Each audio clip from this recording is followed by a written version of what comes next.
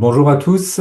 On va pouvoir commencer. La présentation, ou en tout cas le webinaire, aura trois grandes parties. Dans un premier temps, on va revenir sur URBS et l'ONB et IMOP en présentant notamment les nouveautés qui vont arriver. Dans un second temps, on laissera la parole à deux partenaires des territoires qui vont vous faire un retour d'expérience de l'usage qu'ils ont de l'ONB et de IMOP sur leur territoire. Et enfin, on passera justement à cette partie questions et réponses à vos questions. Voilà, donc on va commencer dans un premier temps par présenter l'Observatoire national des bâtiments. Donc tout d'abord, je me présente, Jonathan Villot, je suis l'un des deux cofondateurs de URBS et directeur scientifique de l'entreprise. Et pour cette présentation, je serai accompagné de Valentin Lamiraud, qui est ingénieur data chez nous et qui va vous présenter notamment certains éléments nouveaux. Donc pour rappel, hein, rapide mais important, URBS, c'est une entreprise stéphanoise, une TPE, qui a pour activité principale le travail de la donnée géographique, spécifiquement sur le bâti et le foncier. Et on a trois grandes activités, à la fois le développement, la création de bases de données territoriales qui caractérisent le parc bâti, et ces données-là sont aussi mises à disposition via différents approches, dont je vous parlerai juste après, et notamment des outils WebSIG. En parallèle de ça, on a à cœur aussi d'accompagner nos partenaires sur différents pans d'expertise, à la fois côté data, outils, mais aussi usage de ces éléments-là dans le cadre des politiques publiques, notamment des politiques publiques de l'habitat. Alors, comme je l'ai évoqué, URBS travaille des données et a créé depuis maintenant plusieurs années, hein, depuis 2016, une base de données au niveau national qui caractérise le parc bâti, notamment résidentiel mais aussi tertiaire, à l'échelle de la France hexagonale, donc la France et la Corse. Et ces données-là sont aujourd'hui mises à disposition via trois vecteurs. Le premier, c'est la livraison des bases de données, donc sous différents formats selon les besoins de nos partenaires. Je peux citer le dump SQL, les GeoPackage, des formats Parquet ou éventuellement des CSV. Pour que ces données soient diffusées le plus possible et utilisées au quotidien par la diversité des acteurs des territoires, notamment au sein des acteurs publics, on propose aussi une géoplateforme qui s'appelle l'Observatoire national des bâtiments et qui permet un ensemble de fonctionnalités qui seront rappelées aussi dans le cadre de la présentation des nouveautés par Valentin.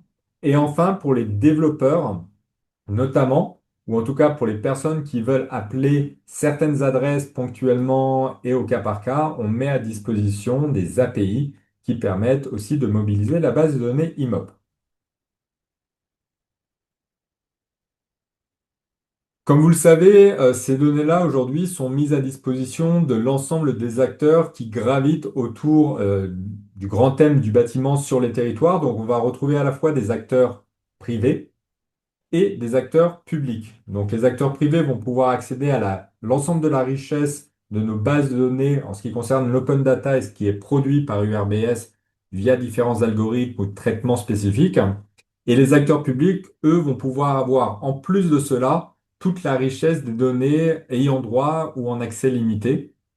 Donc là, on peut citer les fichiers fonciers, le LOVAC, le registre national d'immatriculation des copropriétés, la version contrainte, etc., etc.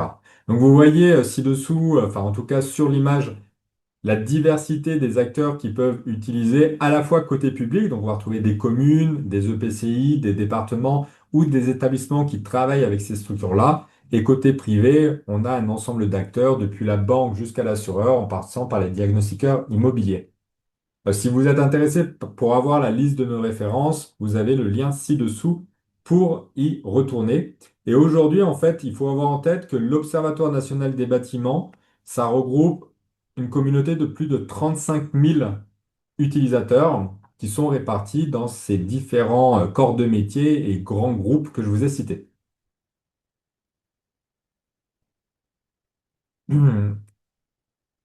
Au-delà de nos outils, on a à cœur aussi d'être transparent sur tous nos process, les points forts et les points d'amélioration qui nous sont d'ailleurs remontés par les territoires. Et vous avez un ensemble de supports qui sont mis à votre disposition. Alors gratuitement, hein, il n'est pas obligé d'avoir un compte à l'Observatoire national des bâtiments pour pouvoir y accéder. On peut citer notamment le forum dans lequel vous allez retrouver toute la documentation et vous avez aussi un ensemble de tutoriels pour la prise en main de nos logiciels ou l'analyse et la manipulation pour des cas d'études spécifiques. Voilà, j'en ai fini avec cette première partie. Maintenant, on va passer dans le cœur du webinaire, notamment pour apporter des précisions sur les nouveautés. Pour que vous ayez bien en tête ces nouveautés, elles sont regroupées en trois grands ensembles. Il va y avoir dans cette deuxième partie de 2025 et même dès à présent des données nouvelles. Un deuxième ensemble, ça va être de nouvelles fonctionnalités dans l'ONB+. Et enfin, je vous parlerai en fin de webinaire aussi de nouveautés en termes d'accompagnement, notamment pour se rapprocher des personnes qui habitent les territoires et que vous voudriez toucher dans le cadre de vos politiques de l'habitat. Voilà, je laisse la parole maintenant à Valentin. Alors, ces nouveautés vont avec notre volonté en fait de basculer la plupart des territoires avec lesquels nous travaillons sur notre nouvelle version. Donc, on cherche à compléter en fait notre nouvelle version pour qu'elle soit voilà, quasiment ISO avec l'ancienne et surtout que tous les nouveaux territoires qui ont actuellement donc ce qu'on nous on appelle la deuxième version puissent à terme bénéficier de la troisième version qui est plus rapide, plus fluide et surtout beaucoup plus complète en termes de données. Et je vous propose de voir ça tout de suite en fait directement dans l'application. Est-ce que vous voyez toujours bien mon écran? Ouais. Alors, donc dans l'application, ces nouvelles données, et en particulier celles que nous avons rajoutées cette année, elles se matérialisent dans les quatre grandes fonctionnalités de l'ONB, donc c'est-à-dire dans la cartographie, dans les deux tableaux de bord et dans l'outil de ciblage et de prospection. Et parmi ces nouvelles données, on a en premier lieu, donc dans les données de situation, un nouveau calque qui a fait son apparition, la distance à un parc. Donc, qui sont tout simplement, euh, pour chaque bâtiment, cartographie ici la distance à un parc. Alors, on va se mettre sur un des territoires qui nous accompagnent aujourd'hui et qui pourront témoigner tout à l'heure. Donc, on va aller d'abord sur l'Eurométropole de Strasbourg pour avoir un petit aperçu de ce calque. Donc voilà, ces données-là sont imputées du coup à chacune des adresses. Dans les nouvelles données également cartographiées, nous avons cartographié la valeur foncière, la part de logements vendus dans les 5 dernières années. Alors ici, on ne voit rien sur la métropole de Strasbourg puisqu'il n'y a pas de données de vente sur ce territoire. Par contre, si on va donc sur le territoire de Béthune, qui fait partie de l'agence d'urbanisme de l'Artois, on a un peu plus de données et on peut donc voir exactement là où il y a eu des ventes dans les 5 dernières années avec les pourcentages. Ces données, vous les retrouverez à l'échelle de l'adresse. Donc si je prends par exemple ici cette adresse-là, je vais voir le détail et vous les retrouverez avec d'autres données, bien évidemment, dans le tableau de bord adresse. Pareil, classés selon les mêmes thématiques. Donc, dans la valeur foncière, vous avez un peu plus que seulement la part le logement vendu dans les 5 dernières années. Vous avez également celles vendues à 10 ans et à 2 ans. On a également actualisé en même temps eh bien, toutes les données de prix, rajouté l'écart au prix du marché. Donc voilà, pour compléter véritablement toutes les informations sur les valeurs foncières. Les données un petit peu d'accessibilité que vous avez vu tout à l'heure, donc la distance à un parc est également bien entendu disponible ici. Et j'en profite pour vous montrer deux autres fonctionnalités que nous avons rajoutées sur ce début d'année. La première, c'est ici l'absorption entre guillemets des PLU, c'est-à-dire que pour chacune des adresses d'un territoire, eh bien, vous pouvez avoir un lien direct vers le PLU si toutefois celui-ci a été renseigné dans le géoportail de l'urbanisme. Donc vous pouvez consulter le document et consulter ici la fiche parcelle. On va juste attendre que ça charge un peu. Et voilà, vous avez un lien véritablement direct. L'objectif de ce petit outil, c'est véritablement de faire en sorte que l'ONB soit en interface avec les autres outils existants que vous utilisez peut-être au quotidien. Deuxième grande fonctionnalité qui a été ajoutée dans le même esprit, c'est les risques naturels et technologiques. Ici, on vient se brancher sur l'API de GeoRisk et on récupère eh bien, toutes les informations sur les risques naturels et technologiques d'une adresse donnée. Donc les risques inondations, montée de nappe, séisme, mouvement de terrain, retrait-gonflement des argiles, radon, cavités souterraines, tout ce qui a ensuite un lien avec les risques industriels, les arrêtés de catastrophes naturelles, dont vous pouvez avoir la liste. Le détail des sites et sols pollués, là encore vous pouvez en avoir la liste. Et puis le détail des ICPE. L'outil l'outil des PLU va bientôt s'enrichir. Alors, ça fait partie des choses que nous avons prévues sur l'année 2025. Va bientôt s'enrichir d'un outil IA dans lequel vous pourrez interroger directement les PLU. Donc, voilà, c'est une des fonctionnalités qui devrait arriver dans la deuxième moitié de 2025. Concernant toujours les nouvelles données, vous pouvez les retrouver également dans l'outil de ciblage et de prospection. Donc ici, j'ai préconfiguré un filtre qui les utilise, et notamment le prix de vente estimé. Euh, on a donc, si on va regarder donc le catalogue plutôt, vous les retrouverez selon toujours les mêmes thématiques. Dans les valeurs foncières, donc les parts de logements vendus. Vous retrouverez aussi dans les attributs de situation la distance à un parc. J'ai oublié de le mentionner tout à l'heure, mais vous avez également la surface d'habitation moyenne qui a été ajoutée, qui peut, elle, vous être utile également. Et pour terminer, sur les ajouts qui sont d'ores et déjà disponibles dans l'application, si on revient à l'accueil de notre application, donc en cliquant ici sur les 9 petits carrés en haut à droite, vous pouvez avoir accès à une documentation synthétique en cliquant ici sur la tuile IMOP.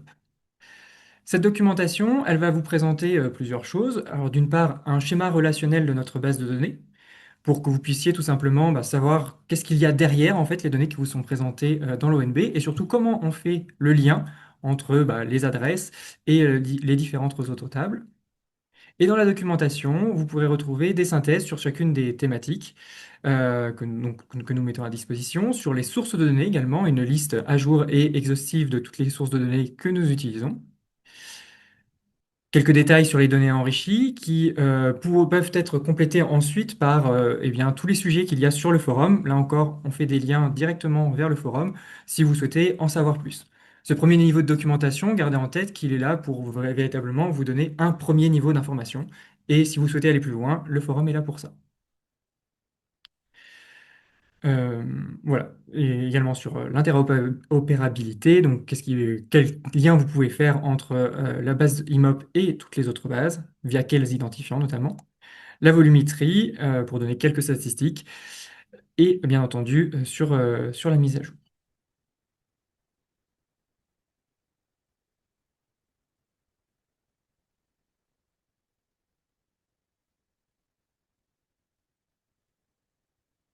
Tac. Alors, dans les nouveautés qui vont arriver ensuite sur la fin d'année 2025, sur la deuxième partie de l'année 2025, donc nous allons continuer à rajouter des données puisque nous avons produit un nouveau millésime de la base IMOP au printemps et de nouvelles données vont être intégrées au fil de l'eau tout au long du restant de l'année. Donc, parmi ces données, on aura l'identifiant RNB. On sait que c'est quelque chose qui nous est très souvent demandé et qui est une clé absolument nécessaire pour rendre la base interopérable avec les autres. Nous allons intégrer des données en lien avec les risques naturels futurs. Nous allons intégrer également des données socio-économiques à l'adresse. J'y reviendrai un petit peu plus tard. Également, sont des données sur la présence de panneaux solaires et de piscines que nous avons télédétectées. Bien entendu, pour les territoires, et donc là, ça vous concerne particulièrement, et pour que la nouvelle application, donc l'ONBV3, soit en tout cas ISO avec l'ONBV2, on prévoit également de vous permettre d'intégrer les fichiers fonciers non anonymisés, le LOVAC, et les données d'hébergement touristique. Et enfin, comme je l'ai mentionné un peu plus tôt, on prévoit également d'intégrer de nouvelles fonctionnalités, donc notamment le nouveau tableau de bord à l'adresse. Il s'agira de, comme on vous présente de plus en plus eh bien, de données, d'améliorer un peu son ergonomie pour les classer selon cinq grandes thématiques à ce jour. Et comme je vous le disais tout à l'heure, intégrer un outil qui vous permet de questionner votre PLU directement via l'IA. Alors je vais m'arrêter pour terminer sur ces nouveautés un peu plus en détail sur les données socio-économiques. C'est une problématique que l'on a identifiée auprès de nombreux acteurs, qui est qu'aujourd'hui, eh bien, les données socio-économiques, c'est-à-dire par exemple le nombre de personnes des ménages, leurs revenus, leur catégorie socio-professionnelle, l'âge, eh bien, ce sont des données qui sont au plus fin, disponibles à l'échelle de l'IRIS ou du carreau. De nouveau, via des algorithmes de prédiction, on est aujourd'hui en mesure de proposer ces données à l'échelle de l'adresse. Et ben, ces données peuvent du coup devenir en appui à vos politiques publiques et donner un peu plus de précision dans les ciblages, notamment eh bien, pour les politiques d'aide à la rénovation des logements, pour repérer par exemple les problématiques de vieillissement, de personnes isolées, de publics fragiles, etc. Deuxième exemple de données que nous avons ajoutées ici, ce sont les panneaux solaires. Donc c'est une simple visualisation, hein, mais ces données sont disponibles bien entendu à l'échelle de l'adresse, seront disponibles à l'échelle de l'adresse. Ici sur le département de l'Hérault, donc le 34. Donc nous avons repéré, grâce là encore à des algorithmes d'IA, donc avec de la télédétection en particulier, l'ensemble des panneaux solaires à l'échelle de la France métropolitaine. Et vous pourrez donc retrouver cette donnée avec la présence ou non de panneaux solaires pour chacune des adresses de votre territoire. Alors, je vais laisser la parole à Kenny Buté de l'agence d'urbanisme de l'Artois pour voilà, qui va nous témoigner un petit peu sur ses usages de l'ONB.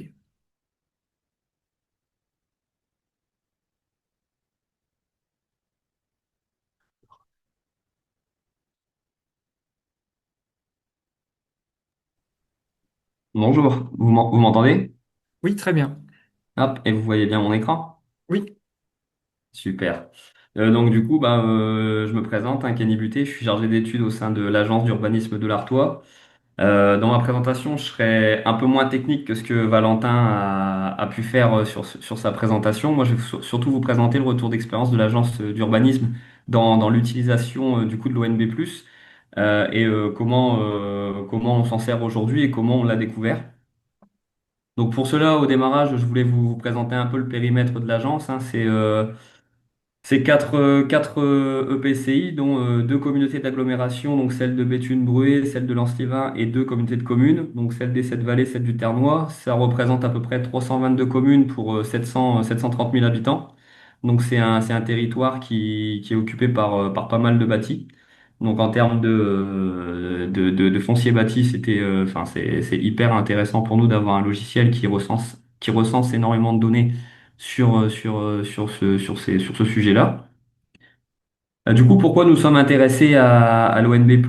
En fait, il y a eu un questionnement qui a été posé en 2023. Donc, moi, comme je vous disais, je suis chargé d'études énergie et il y avait un grand questionnement au niveau de nous, de notre conseil d'administration et des élus du territoire sur l'interdiction de louer et l'interdiction du coup de louer les passoires thermiques. Et donc il y a eu une grosse demande d'avoir un ciblage, un repérage de ces passoires sur notre territoire. Et pour ça, après plusieurs phases de bench, on est tombé sur l'ONB+, et on a pris contact du coup avec la société pour avoir des démonstrations qui nous ont enfin qui nous ont comment dire, qui nous ont plu et du coup qui nous a fait adhérer aujourd'hui à URBS pour pouvoir avoir l'outil. Donc suite à ça, l'étude a été faite, hein, le ciblage des passoires thermiques a été repéré.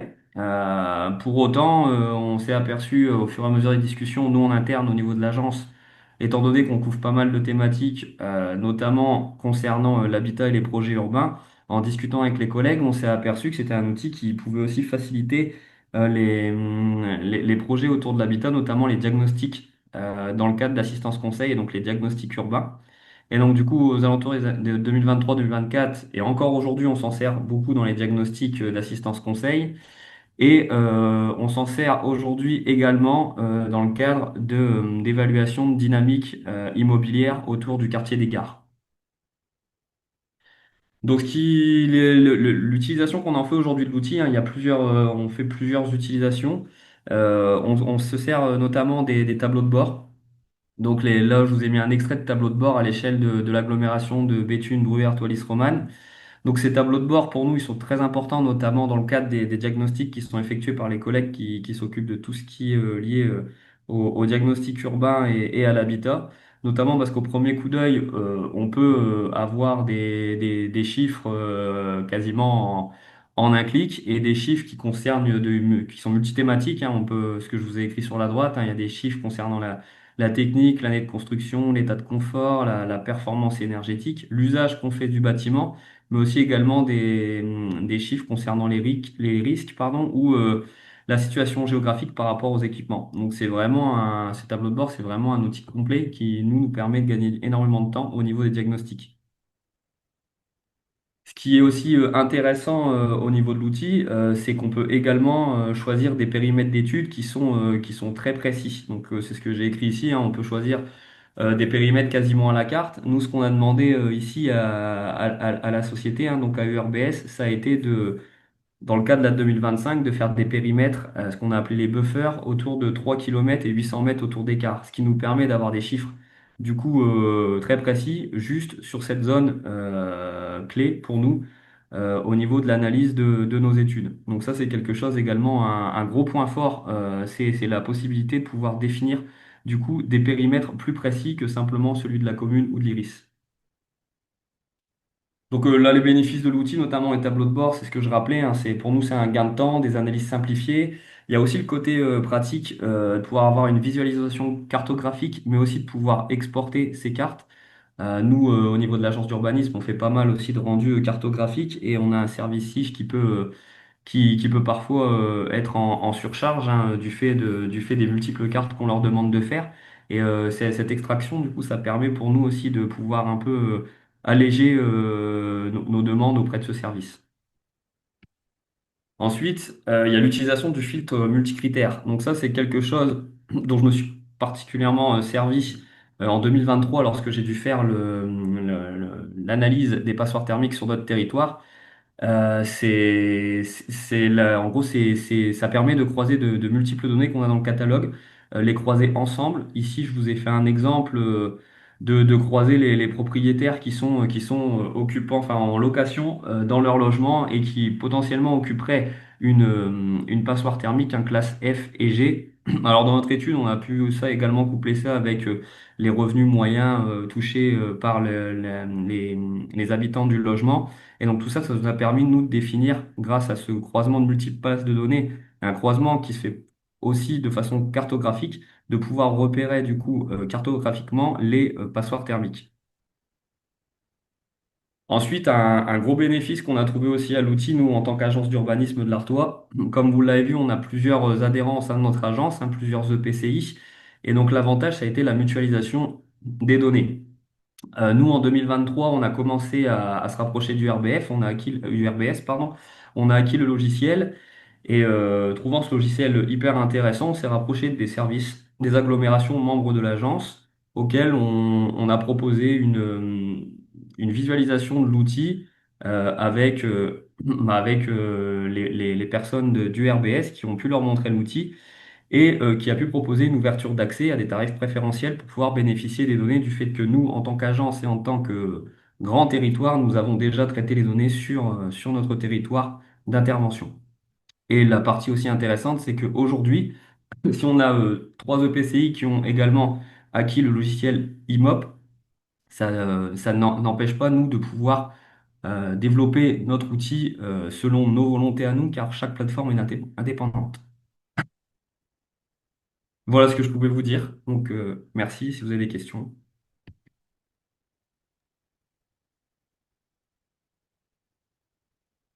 Ce que je propose, c'est que bah, si vous avez des questions, comme ça a été évoqué, n'hésitez pas à les écrire hein, en spécifiant sur quelle partie c'est, si c'est pour l'agence d'urbanisme de l'Artois, si c'est avant.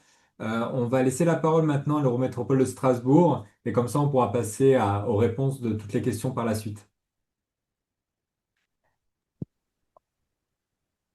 Oui, bonjour, vous m'entendez? C'est Oui, bon? très bien. Super. Alors bonjour. Alors on va faire notre présentation à deux voix avec mon collègue Émile Heiberger du service de la direction. Je vais la refaire. C'est la direction transition énergétique et climat. Et moi, je suis Arnaud Martin du service de l'habitat. On va vous présenter comme précédemment un petit peu notre territoire pour que vous puissiez voir un petit peu sur quel périmètre on se positionne. L'Eurométropole de Strasbourg, pour vous situer un petit peu, donc on est composé de 33 communes, un petit peu plus d'un demi-million d'habitants. Et on a 240 000 logements privés. Je parle des logements privés parce que, en étant au service de l'habitat, moi, je suis plus spécialement positionné sur l'habitat privé. Je suis chef de projet habitat privé transition énergétique. Donc, je me suis focalisé sur ce type-là de logement. Et puis, vous voyez qu'on a sur le territoire un grand nombre de copropriétés, hein, presque 60% de copropriétés auquel on rajoute les monopropriétés, puis on a plus de 80% d'habitat collectif sur notre territoire, ce qui est quand même assez important. Les maisons individuelles qui sont plutôt sur la deuxième couronne de notre territoire sont en forte minorité par rapport à d'autres communautés de communes, c'est un petit peu différent. Et puis, on a aussi une part extrêmement importante de propriétaires bailleurs. On a plus de 55% des logements qui appartiennent à des propriétaires bailleurs. Donc, comme ça a été évoqué par Kenny tout à l'heure, effectivement, on a cette question de la loi climat-résilience qui a été forcément très importante chez nous, encore plus peut-être que sur d'autres territoires. On avait aussi besoin de répondre à ce type-là de problématiques. Et puis, bah, on a pas loin de 30 000 logements en F et G sur le parc privé sur notre territoire. Donc, c'est quand même un chiffre assez important. Euh, on est également délégataire des aides à la pierre pour vous donner aussi un petit peu les opérations qu'on mène en tant que politique de l'habitat. Délégataire des aides à la pierre de l'ANA de type 3. Donc, on instruit et on verse les aides pour le compte de l'ANA. Et on a plusieurs dispositifs opérationnels, les programmes d'intérêt généraux sur l'ensemble du périmètre de l'Eurométropole, pardon. Une opération programmée d'amélioration de l'habitat copropriété dégradée sur une dizaine de copros, une OPA renouvellement urbain sur un quartier, le quartier ouest de Strasbourg. Un POPAC, hein, donc POPAC pour ceux qui ne connaissent pas, c'est un programme opérationnel de prévention et d'accompagnement des copropriétés. Et puis, il y a également un petit nouveau qui est arrivé l'année dernière, c'est territoire zéro exclusion énergétique. Émile vous fera un focus spécifique là-dessus, parce que l'outil nous a extrêmement servi pour la mise en place cette opération. Et puis, on a lancé un dispositif d'aide l'année dernière à la rénovation énergétique des logements. Tout ça a été mis en place parce que en fait, on a un plan climat qui est relativement ambitieux. On a une volonté de réduire la consommation d'énergie fossile. On a 6000 logements à rénover par an au niveau BBC. Donc, c'est quand même relativement ambitieux. Et puis, l'utilisation d'isolants biosourcés également. Vous voyez qu'on on est loin du compte, hein. Dans le petit graphique en bas à gauche, vous avez le nombre de dossiers de rénovation qui ont été subventionnés les dernières années. Donc, on atteint péniblement la moyenne et encore, la moitié, pardon, et encore. Donc, on avait aussi un besoin de pouvoir quantifier tout ça. On avait besoin de connaître un peu mieux notre territoire. Et donc, l'outil URBS nous a permis un petit peu plus de cibler, déjà de savoir quel était le niveau de performance des bâtiments, de pouvoir cibler quels étaient les quartiers ou les communes sur lesquelles il y avait un besoin plus spécifique de pouvoir intervenir, euh, et puis de permettre aussi, dans le cadre des missions des espaces conseils France Rénov', de pouvoir orienter plus facilement les conseils en fonction des types de périmètres. C'est-à-dire qu'en gros, on sait que si on va sur la deuxième couronne, on va plutôt envoyer des conseillers en rénovation de la maison individuelle. Quand on est sur des périmètres plus proches du centre de Strasbourg, on va plus facilement envoyer des conseillers qui sont en charge des copros, ce qui nous a permis d'ailleurs de créer vraiment une spécificité par type d'accompagnement. Donc cet outil, je m'en sers relativement régulièrement parce qu'on est sollicité par nos élus. Là, encore plus parce qu'on arrive en période de réserve électorale, donc il y a un besoin de bilanter qui est très très fort. Et cet outil me permet, moi, d'être autonome, et comme l'a dit Kenny tout à l'heure, de pas forcément toujours contacter notre service SIG et de pouvoir apporter les réponses rapidement aux élus quand ils ont des sollicitations, éventuellement vis-à-vis des médias ou dans le cadre de réunions de travail avec des décisions à prendre rapidement avant la réserve électorale. Donc, ça permet aussi d'apporter ce type-là d'informations en relative autonomie. Hein, il faut quand même juste prendre un peu en main l'outil, mais il est quand même assez didactique, et après quelques explications, on y arrive relativement facilement. Donc, pour les DPE, c'est quelque chose qui nous a permis, avec la version enrichie, d'avoir vraiment une vision un petit peu plus précise de notre territoire. C'est vrai qu'aujourd'hui, les DPE qui sont déposés sur la plateforme de l'ADEME sont encore en faible quantité, même si ils sont de plus en plus nombreux avec les obligations réglementaires. Mais on reste encore dans le flou sur pas mal de bâtiments, donc ça nous a vraiment permis d'y voir un peu plus clair. On a fait aussi un travail pour maîtriser un petit peu plus la connaissance du type de chauffage qui est utilisé sur les différents bâtiments. Alors là, je vous ai fait juste un focus sur le fuel parce que c'est un des objectifs du plan climat que je vous ai présenté tout à l'heure.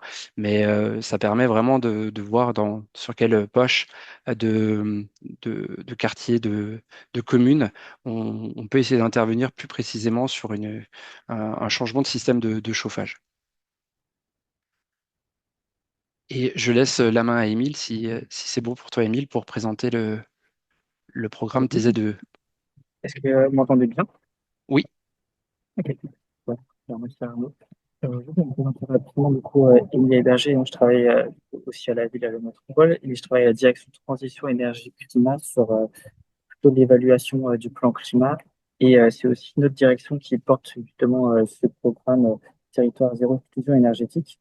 Donc, il y a un programme porté par l'association Territoire zéro exclusion, par Stop exclusion énergétique, dont on a été lauréat en 2024.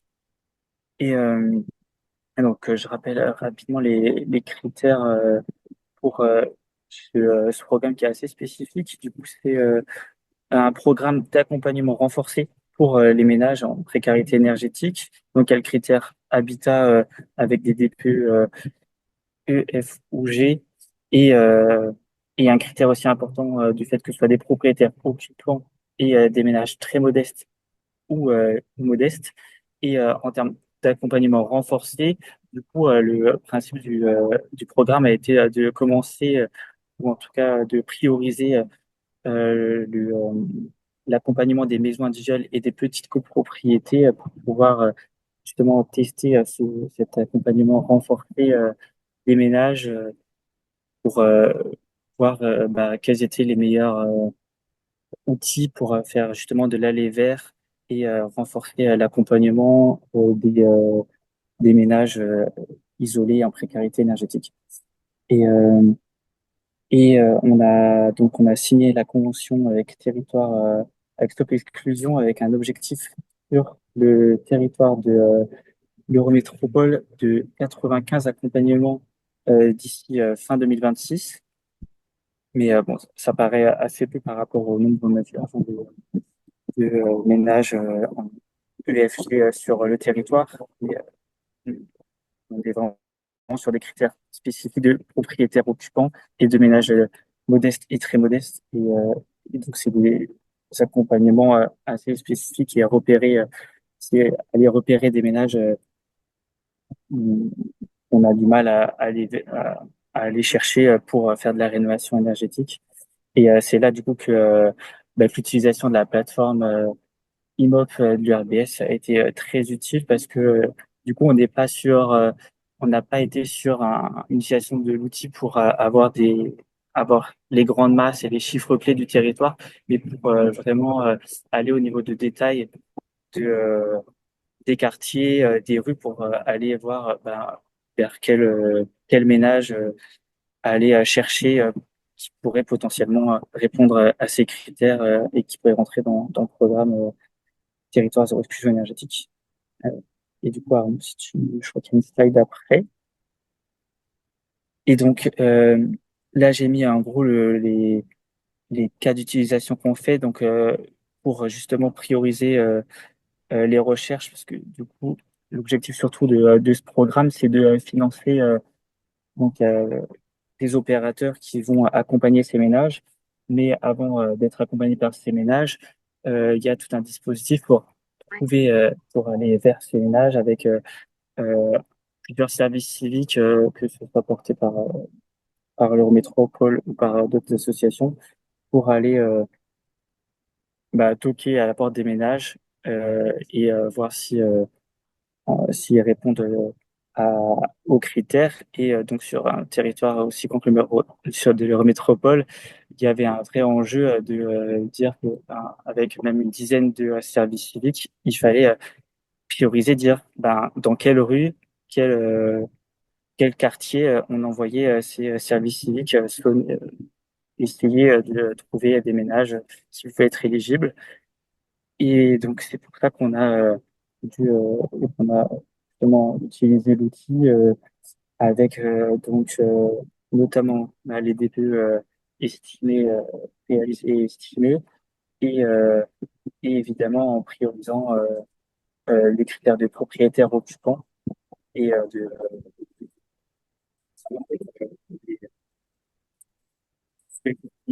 notamment c'était le taux de pauvreté. Et, euh, Ouais. et évidemment, en essayant de prioriser les maisons individuelles, vu que c'était les ménages les plus simples à accompagner dans un premier temps. Et, euh, et donc de pouvoir croiser ces trois éléments. Euh, on l'avait fait en partie sur la plateforme Imob directement, mais on a aussi pour certaines cartes plus spécifiques, repris les données qu'on a pu exporter et on a pu faire nos propres cartes.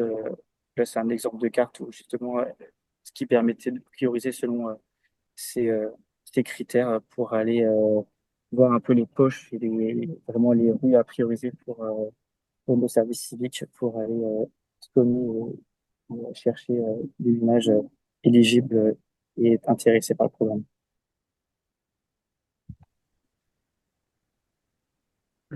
Voilà pour l'Eurométropole de Strasbourg, des exemples d'utilisation.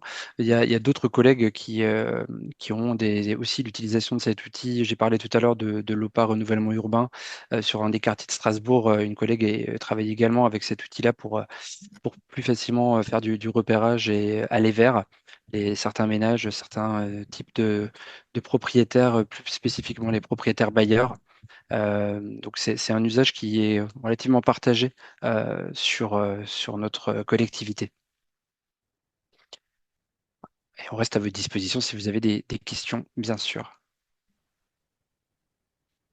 Merci beaucoup. Alors, on va clôturer cette présentation en abordant quelques derniers points. Hop, on laisse le temps à l'écran de revenir en plein écran. Donc, comme ça a été mentionné là par nos deux partenaires, notre objectif vraiment, c'est de vous simplifier en fait l'accès aux données et à l'information avec deux grands objectifs, à la fois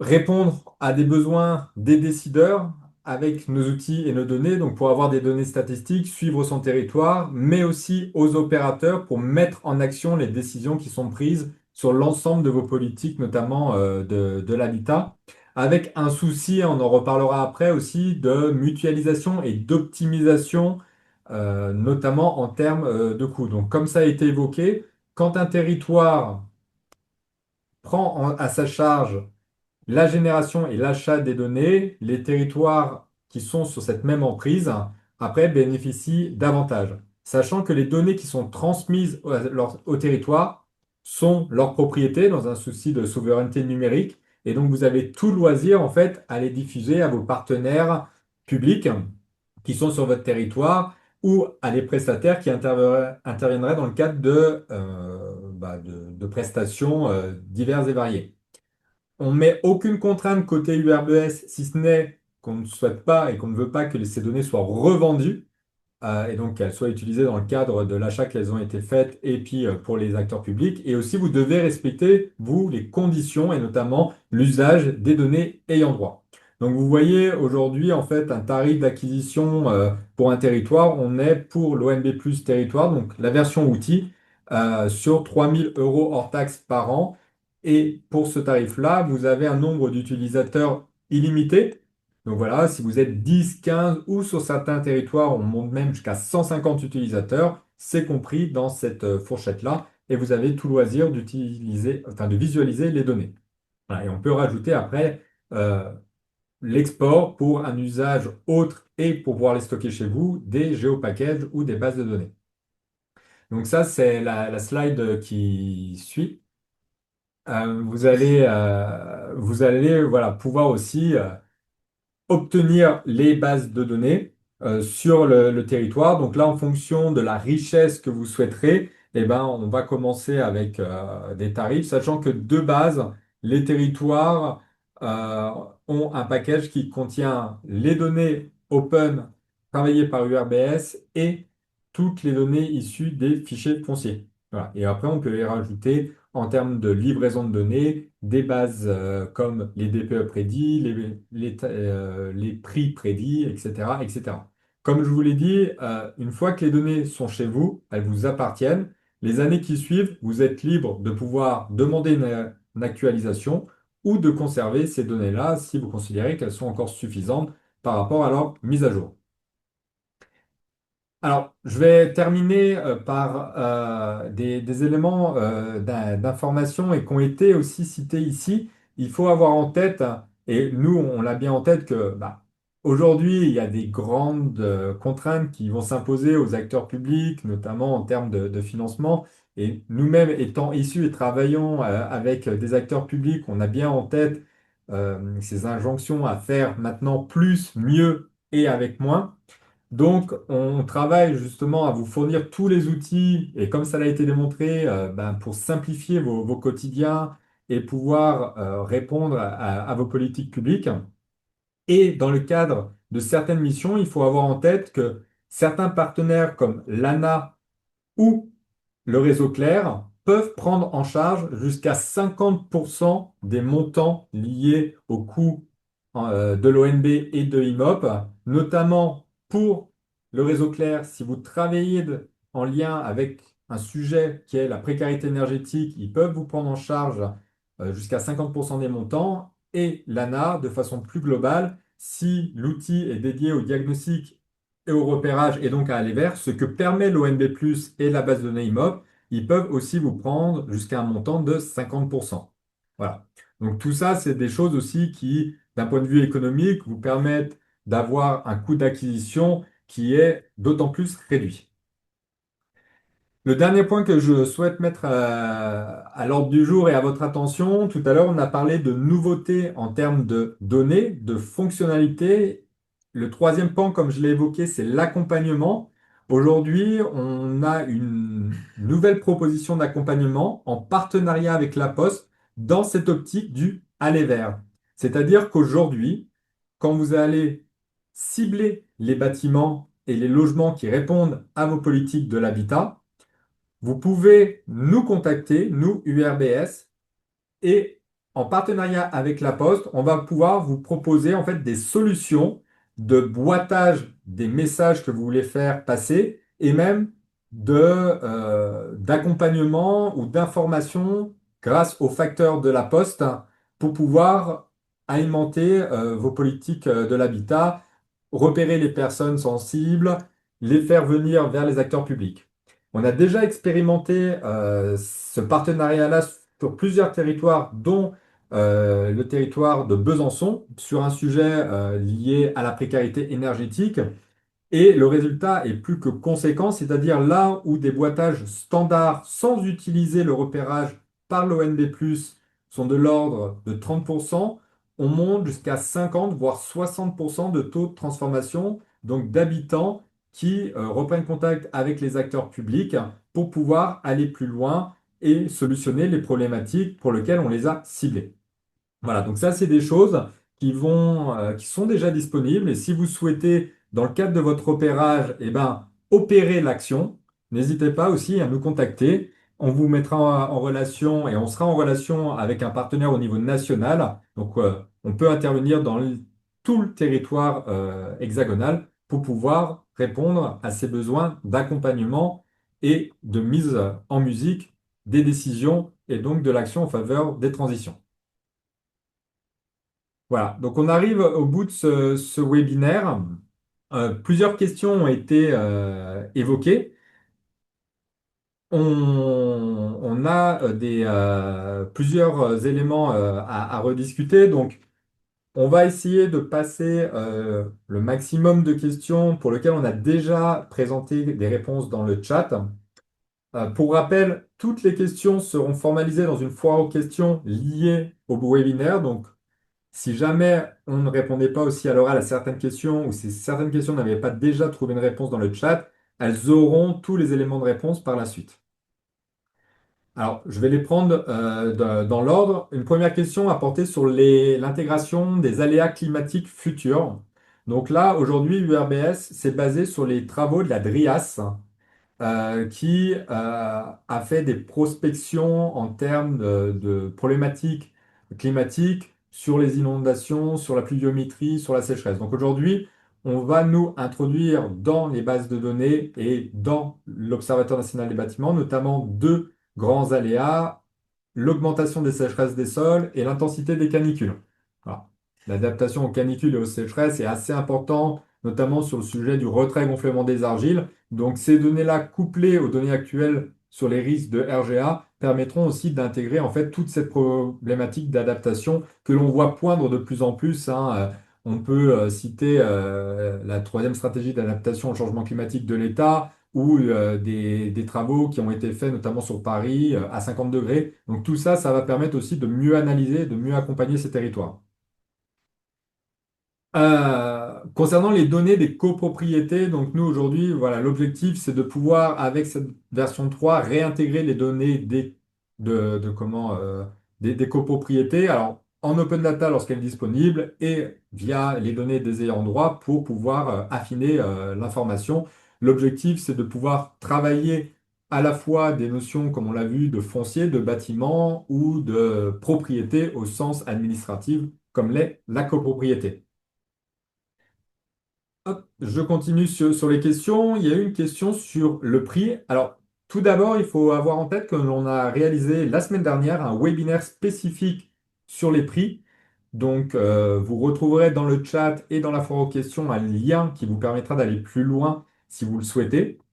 Mais pour répondre à la question, donc, côté URBS, on va vous proposer non pas un méli-mélo de prix depuis 2011, mais vraiment les prix actualisés à date. Qu'est-ce que ça veut dire? Ça veut dire que toutes les ventes qui ont été faites l'année N-1 constituent le prix que l'on considère comme actuel. Toutes les ventes qui ont été faites avant l'année N-1, donc depuis 2011 de mémoire, sont actualisées selon les prix des sous-marchés. Donc on a créé plus de 100 sous-marchés et on fait actualiser les prix pour avoir les prix réels. Donc un bien qui a été vendu en 2014, on va l'actualiser pour vous dire aujourd'hui combien il se vendrait. Et on va vous calculer sa plus-value ou sa moins-value. Donc ça va vous permettre d'avoir des informations. Et partout où on n'a pas de données de vente, où ça ne s'est jamais vendu, ou du moins où il n'y a pas eu de vente dans les données DVF, on va prédire une donnée. Donc ça va être le prix du bien. Et après, comme on connaît les prix des sous-marchés, on va pouvoir dire, bah, ce bien, voici dans sa tranche le minimum qui est constaté, le maximum. Voilà. Donc vous allez pouvoir vraiment avoir une vision fine et de pouvoir dire, bah, ce bien-là, quelle est sa plus-value, sa moins-value, son prix actuel. Je continue. Concernant les DPE, depuis la mise à jour de 2021, nous n'affichons que les DPE qui respectent les conditions des décrets. Donc, on est sur les DPE post-2021. Donc, tous les DPE réels que vous voyez dans l'ONB et dans la base sont des DPE post-2021. Concernant nos modèles, ils apprennent sur ces DPE post-2021, donc prédisent des équivalents de DPE selon le décret de 2021. Encore une fois, on a fait aussi un webinaire dédié au DPE sur les modèles prédictifs que vous retrouverez sur notre chaîne YouTube et dans la foire aux questions. Une question de l'Eurométropole de Strasbourg concernant les tarifs de la Poste. Donc, Maximilien vient de les mettre dans le chat. Donc, oui, la Poste, en fait, a des tarifs pour le boitage et pour et ou pour l'accompagnement. Donc, prendre contact et déposer en fait vos messages et aussi après avoir le référent de la poste pour pouvoir échanger avec les habitants. Donc, ces tarifs-là, on en dispose. Ce sont les tarifs de la poste. Si vous souhaitez en fait avancer sur ce sujet-là, il suffit de nous envoyer à nous une demande. On prend contact avec vous, on vous fait un devis. Et après, nous, on se charge de toute la relation avec la Poste pour pouvoir en fait réaliser la mission que vous souhaitez voir réalisée. Voilà. Alors, je vois une question sur les bâtiments tertiaires. Donc, dans la mise à jour dont on vous a parlé, on est majoritairement sur le périmètre des résidences, enfin du résidentiel. Pourquoi? Parce qu'aujourd'hui, il faut avoir en tête que URBS a été missionné par Acté pour travailler la base de données de tertiaire public qui fera référence à partir de janvier 2026 au niveau national. Donc en fait, à partir de 2026, vous allez avoir un ministère qui va pouvoir mettre à disposition un ensemble de données qui vont surtout nourrir votre obligation de respecter la directive D2E. Et ces données sont aujourd'hui travaillées par URBS. Voilà, donc pour le tertiaire public des collectivités, que ce soit les communes, les intercos, euh, les départements ou les régions, cette base de données-là sera disponible directement par un opérateur public à partir de janvier 2026. Voilà pour la plupart des questions. Je suis en train de lire les dernières. Euh, alors, certains peuvent avoir des questions par rapport à ces nouvelles données. Donc, ça, il faut bien avoir en tête que certains territoires sont encore en V2. Et donc, toutes les nouveautés qu'on vous évoque sont aujourd'hui implémentées dans la version 3. Donc, les territoires basculeront progressivement durant le reste de l'année à partir du moment où ils ont une licence sur cette version 3. Les personnes qui sont déjà dans la version 3, on est en train d'intégrer progressivement ces nouvelles données. Donc, il y a notamment celles sur la distance au parc qui ont été évoquées, sur les ventes de plus de 5 ans, etc., etc. Et cetera. Et donc, sur les prochains mois, durant l'été et durant l'automne, vous verrez votre plateforme continuellement se mettre à jour. Donc, ça aussi, c'est quelque chose de très important. Depuis sa création, URBS, en termes de data visualisation, enrichit continuellement les fonctionnalités au tarif que vous avez acheté. Voilà. Pour l'instant, en termes de visualisation, vous avez accès à tous, voire plus que ce que vous avez commandé initialement. Ça ne concerne pas la mise à disposition des données par les GeoPackage, mais notamment la visualisation. Donc, ce que vous avez évoqué notamment en termes de fonctionnalités, Valentin, comme l'API GeoRisk qui est dans les tableaux de bord, c'est inclus et ça actuellement. Donc en fait, les personnes ont vu apparaître cette fonctionnalité. Le PLU, idem. Et les autres éléments vont aussi apparaître progressivement. Voilà, donc suivez attentivement. On informera aussi via les newsletters de ces mises à jour graduelles durant cette année. Voilà. Alors, n'hésitez pas aussi, hein, si vous avez des questions en direct auprès des deux partenaires qui ont présenté les retours d'expérience, d'ouvrir votre micro et de leur poser en direct les questions.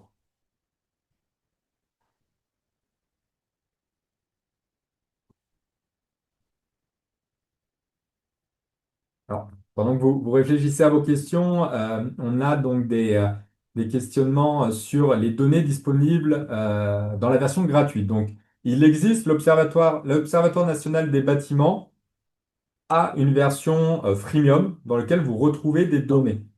Donc, dans cette version freemium, vous retrouverez principalement des données open. Alors, des données open qui sont quand même améliorées par les traitements du RBS, mais uniquement des données open. Voilà. Sachant que la différence entre, par exemple, les DPE que vous voyez dans cette version gratuite, c'est que dans la version gratuite, vous n'avez que les DPE officiels à l'adresse. Donc vous en aurez un à l'adresse qui est le DPE que l'on estime comme étant le DPE de référence, alors que dans la version territoire, celle qu'achètent les collectivités territoriales, vous allez avoir en plus des DPE à l'adresse la liste de tous les DPE qui ont été réalisés à cette adresse. Donc s'il y a eu 30 DPE au logement, vous aurez la référence à l'adresse et les 30 DPE au logement. Et ces 30 DPE au logement seront aussi connectés à l'observatoire des DPE pour pouvoir directement bénéficier d'un lien vers l'ADEME. Et partout où vous n'aurez jamais eu de DPE ou que les DPE n'auront pas été remontés à l'ADEME, on va aussi vous proposer les prédictions.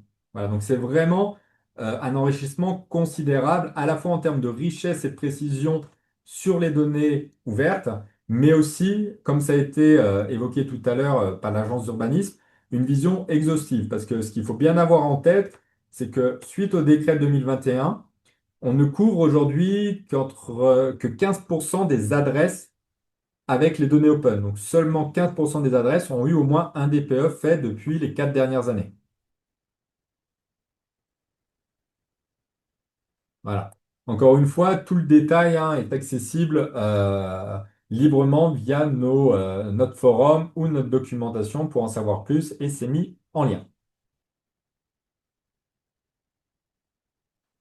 Alors, on va prendre une dernière question éventuellement, donc soit à l'oral, soit à l'écrit. Je vous laisse quelques secondes. Euh, et si nous n'avons pas de questions, et donc on va clôturer ce webinaire. Donc on vous remercie tous pour votre présence et vos questions. N'hésitez pas à nous contacter hein, en direct si vous le souhaitez, à la fois sur la plateforme, sur les conditions de prise en charge, notamment liées au CLAIR via le SLIM, à l'ANA ou les besoins autres. On remercie aussi nos deux partenaires d'avoir partagé et échangé sur leur usage. Hein. Vous aurez sûrement l'occasion de pouvoir aussi rééchanger avec eux dans le cadre de différents événements, soit organisés par URBS, soit organisés par différents acteurs territoriaux. Et on vous dit à bientôt pour de nouveaux webinaires, si vous le souhaitez, si vous souhaitez y participer, qui aborderont d'autres sujets, étant donné qu'on continue de façon incrémentale à améliorer à la fois la connaissance du parc bâti et la mise à disposition de cette connaissance via nos outils et nos services. Merci à tous.